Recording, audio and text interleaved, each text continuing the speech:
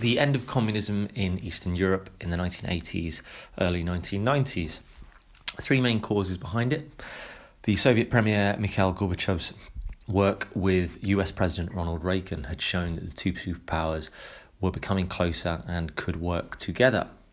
Mikhail Gorbachev's his new thinking, both glasnost and perestroika, again showed that things were changing. Glasnost, more openness, more freedoms. Perestroika, a change and a restructuring of how the Soviet system was run.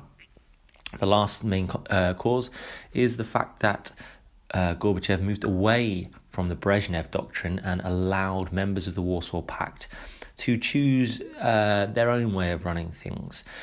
It was referred to as the Sinatra Doctrine after the song My Way. Each of those countries in the Warsaw Pact could go their own way.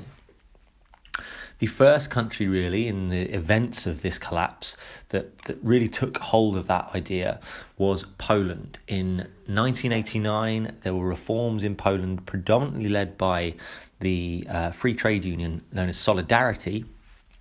They won elections and they formed a non-communist government in Poland, which hadn't seen that since the 1940s.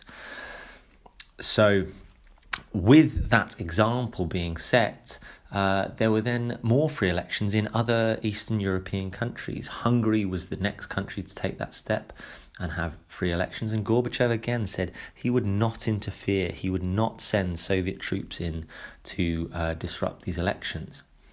Along with that, the border between Hungary and Austria was opened. This was a key moment because this was the opening of the Iron Curtain. There was a gap in the Iron Curtain, and this would cause major consequences. The major consequence being, if the Iron Curtain has an opening in it, what is the purpose of the wall around West Berlin? People can easily get from the east into the west. They can go across the Iron Curtain. So what is the purpose of the wall anymore?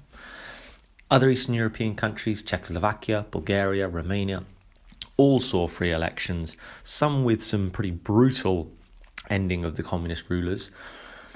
And the final consequence being the fact that now the Soviet sphere of influence over Eastern Europe had come to an end. These countries were no longer controlled or beholden to Moscow and to the Soviet Union. The end of communism in Eastern Europe in the 1980s, early 1990s. Three main causes